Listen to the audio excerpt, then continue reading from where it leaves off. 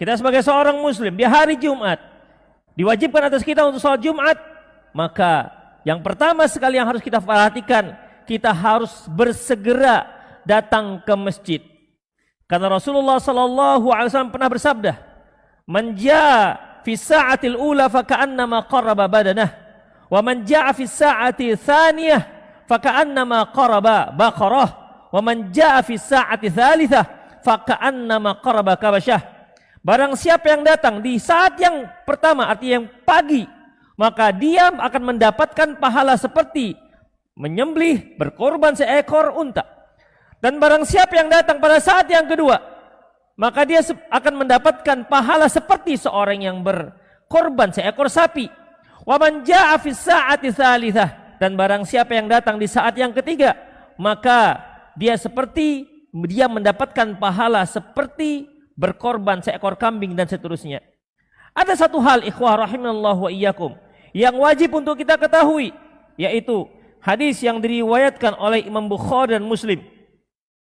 Hadis yang diriwayatkan oleh Imam Bukhari dan Muslim dari Abi Hurairah radhiyallahu anhu, qala Rasulullah sallallahu alaihi wasallam, Rasulullah sallallahu alaihi wasallam bersabda, "Idza kana yaumul jum'ah," apabila di hari Jumat, kana fi kulli babin min abwabil malaikah, fi abwabi malaikah, maka setiap pintu masjid itu ada malaikat.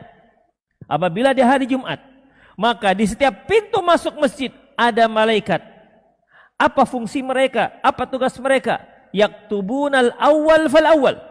Dia yang nanti akan menulis siapa yang masuk pertama, siapa yang masuk kedua. Kemudian fa idza jalasal imam, apabila imam sudah duduk, seperti tadi saya duduk sebelum azan berkumandang. Apabila imam sudah duduk di atas mimbar, maka tawau suhuf, maka dia pun menggulung catatannya. Setelah itu ja'u yastami'una dzikr, dan mereka pun mulai mendengar khutbah. Ikhwah rahimanallahu wa iyyakum, coba perhatikan. Malaikat ada di setiap pintu mencatat yang pertama, yang kedua, dan ketiga. Dia akan berhenti mencatat apabila sang imam sudah masuk dan duduk di atas mimbar, dia tidak lagi mencatatnya.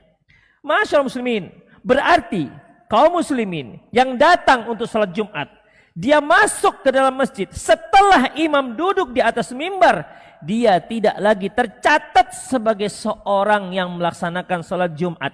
Jumatnya sah, secara fikih Jumatnya sah, tapi dia tak tercatat sebagai orang yang melaksanakan salat Jumat. Malaikat tak mencatat namanya. Makanya ikhwah rahimallahu wa iyyakum, mohon perhatian. Segeralah datang ke masjid. Karena kalau nanti di hari kiamat kita mungkin merasa, kenapa saya enggak tercatat sebagai seorang yang melaksanakan salat Jumat? Coba ingat-ingat, Anda datangnya kapan? Apakah sebelum khatib duduk di atas mimbar, ataukah Anda duduk dan masuk setelah khatib duduk di atas mimbar?